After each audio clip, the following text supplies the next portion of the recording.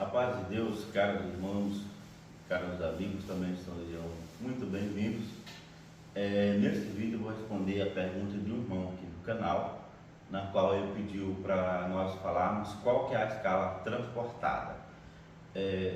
Nesse linguajar dele, a escala transportada hoje seria a escala real do eufônio, considerando essa linha de pensamento moderna de escrita musical.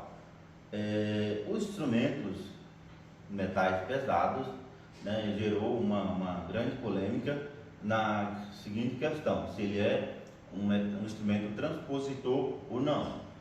Pela regra geral, nós sabemos que qualquer instrumento, a não ser os em dó, eles são considerados transportados, porque se nós tocarmos, por exemplo, na escala universal, um dó, ele precisa soar dó para não ser considerado um instrumento transpositor. Porém, nos metais pesados, ou seja, os metais graves, que são trombone de pisto e si bemol, trombone de vara, tubas, eufônios, eles não são considerados transpositores, não são. Mas aí alguém pode argumentar, mas devido à concepção do instrumento, a região que toca, eles devem ser transportados.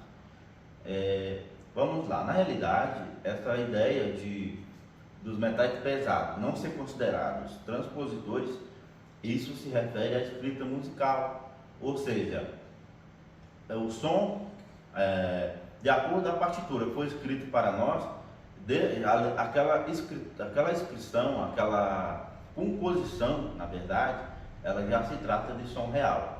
Então, para nós, não haverá necessidade mais de transposição, porque cada eufônio, cada tuba vai aprender a escala já referente à sua afinação correta.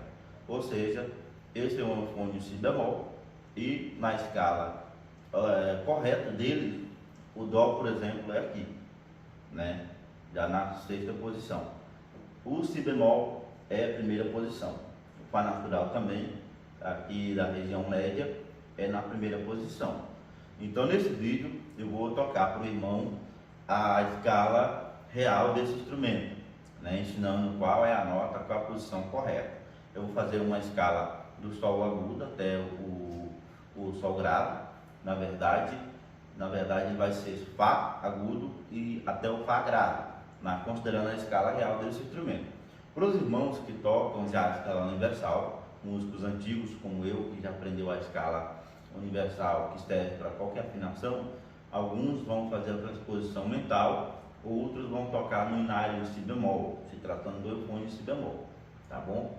Mas para os alunos, para quem está começando agora, já é aconselhado aprender a escala específica de cada instrumento, tá bom? Então eu vou tocar uma escala cromática do fá agudo até o mi natural grave, tá bom?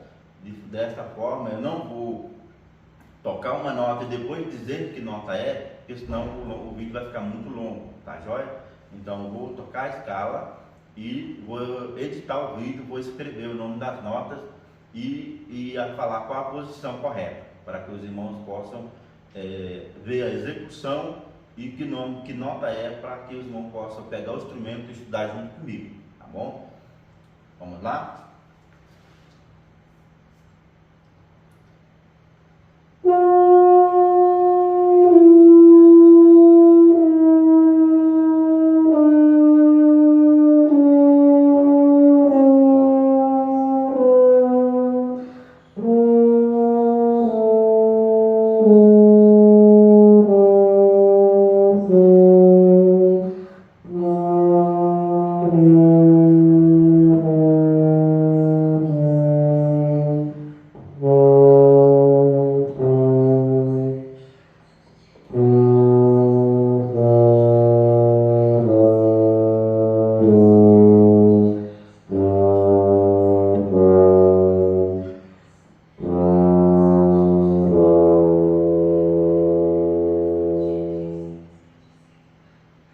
Essa escala, ela é para os instrumentos de 4 pistas, tá? Tanto para os compensados quanto para os não compensados.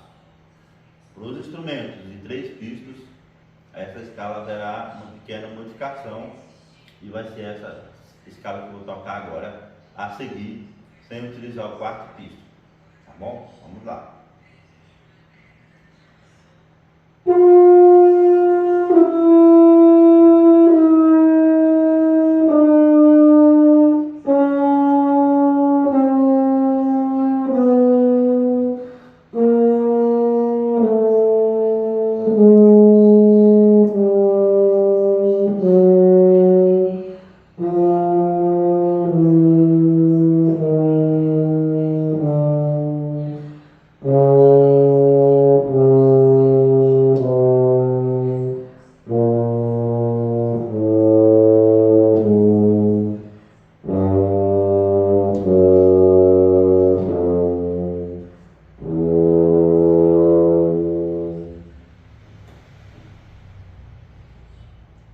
Essa escala para o fone de 3 pistos em linha, ok?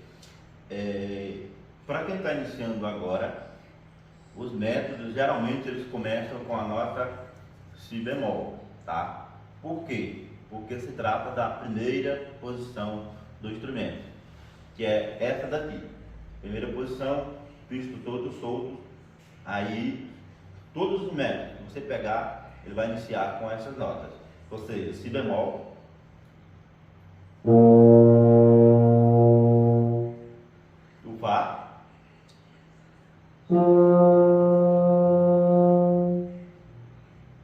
e o si bemol de novo.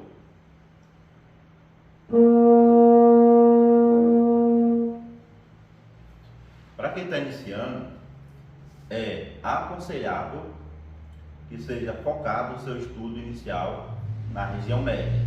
Ou seja, dessa primeira nota que eu toquei, que é o si bemol, até essa última nota que eu toquei, que é o si bemol agudo. Essas 3 notas compõem a região média do eufone e si bemol. Essas deverão ser o foco do aluno que está no início. Por quê? Se você tocar bem essa região média, provavelmente você vai tocar bem as regiões graves e também agudas, tá bom? Então, tenham bastante paciência, repitam esses estudos, sendo notas longas, procurando manter ela numa afinação reta, sem oscilação, tá? Preocupem-se com o som, procurem boas referências, tanto na sua região quanto na internet. Isso é muito importante, você identificar um som e usar aquela sonoridade como referência, tá? Muitos irmãos às vezes nos procuram apresentando bastante interesse em saber qual a marca do instrumento, que bocal é adequado, mas lembremos, o mais importante está atrás do bocal. O mais importante é você, é o seu interesse, é o seu foco, tá bom? Então, notas longas é importantíssimo. Alguns irmãos me perguntaram também sobre notas agudas. As notas agudas, às vezes, é colocado como um grande tabu e uma grande preocupação. Mas, no geral, não se preocupem com as notas agudas. Se preocupe primeiro com a base. Se o irmão tocar bem a base, após desenvolver bem, tocar em boa sonoridade e segurar bastante tempo, ou seja, trabalhando na respiração, com o tempo o irmão vai ascendendo, melhorando a sua tessitura inicial. Por exemplo, nós começamos o estudo aqui falando da região média, do si bemol, passando pelo fá e depois si bemol agudo. Depois nós podemos adicionar um dó natural acima do si bemol, que vai ser essa posição. E se tratando do si bemol grave, nós podemos adicionar um lá, que é essa posição, de maneira que nós vamos subindo uma nota para cima e subindo uma nota para baixo, considerando que a nossa região média já está bem desenvolvida e sendo bem tocada. Assim, nós vamos estudar respiração e embocadura, tudo junto, sonoridade, e consequentemente o irmão vai tocar belíssimas notas graves e também belíssimas notas agudas, considerando essa ascendência no estudo, esse estudo com a evolução gradativa. Não se preocupe em chegar no ponto mais alto rapidamente. Não se preocupe. Com o estudo gradativo e com uma evolução média ou lenta, o irmão vai ter um excelente resultado. É necessário, no início, um pouco de paciência, de descontração, porque esses estudos repetitivos tendem a ser um pouco chatos, mas o irmão pode tocar a região média, com nota longa, depois passar para notas mais rápidas um pouco, desde que as notas longas sejam o seu foco inicial. Assim não vai ter bons resultados e vai tocar bem tanto notas na região média, aguda e grave, tá bom? Nós finalizamos o assunto aqui por aqui. Um irmão também nos questionou sobre vocal. Os vocais não devem ser a principal preocupação do aluno, tá? Mas para os irmãos que já estão, já tocaram com vocal, por exemplo, original que veio no instrumento durante um tempo e querem evoluir, primeiro, não procurem vocais muito grandes e nem muito pequenos, tá? Porque geralmente o vocal que vem original no nosso instrumento já é uma medida aconselhável para aquele modelo, tá bom? Não existe um vocal que vai resolver todos os problemas, porque essas resoluções, de acordo com as nossas dificuldades, elas são sanadas através de estudo, não através de vocais. Exemplo, um vocal intermediário, ele tende a me favorecer nas regiões médias e eu consigo tocar notas agudas e graves também.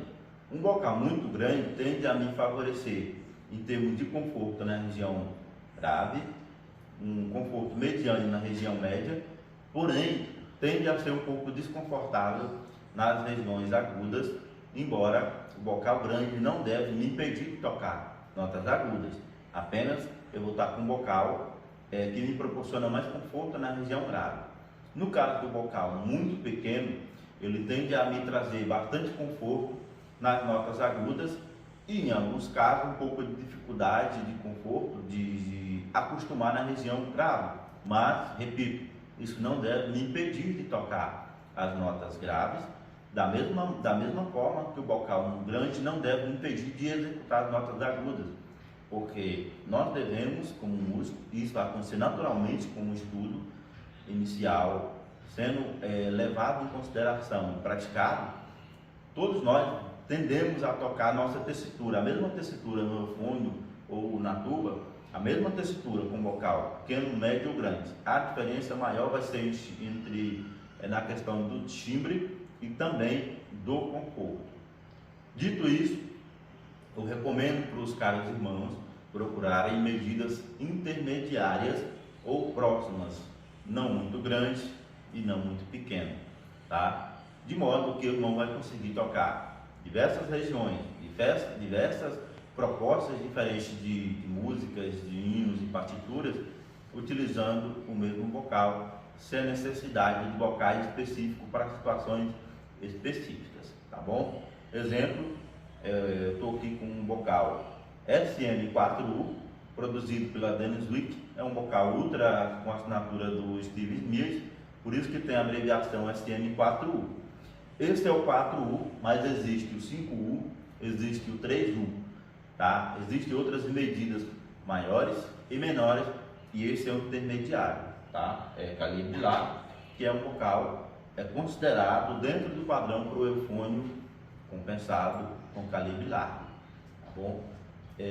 Nós vamos finalizar o vídeo por aqui, até mesmo para não ficar muito longo, mas os irmãos podem continuar mandando perguntas e, como eu sempre falo, se a gente não souber a resposta, a gente procura os irmãos que sabem e nós vamos juntos nos ajudando. Afinal de contas, na congregação nós temos um objetivo em comum, aliás, um objetivo comum na música, que é louvarmos a Deus, tá bom?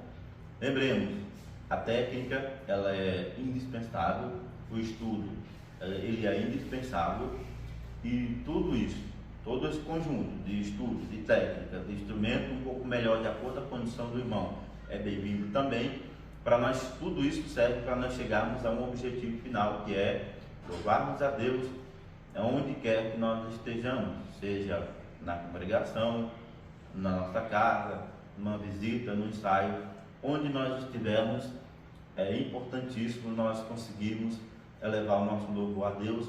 Isso é feito na parte da execução, através das técnicas, do que a gente tem de material à nossa disposição, isso aliado a uma boa comunhão, ou seja, que nós possamos entrar na congregação, nos conectar com aquilo que nós vamos fazer, meditar nas melodias dos nossos hinos, na letra, no propósito deles, e assim nós vamos conseguir louvar a Deus, contribuir para a comunhão do culto, dos conservos, e assim, com esse objetivo final atingido de louvar a Deus, nós vamos ver também obras e maravilhas entre nós, através da parte musical.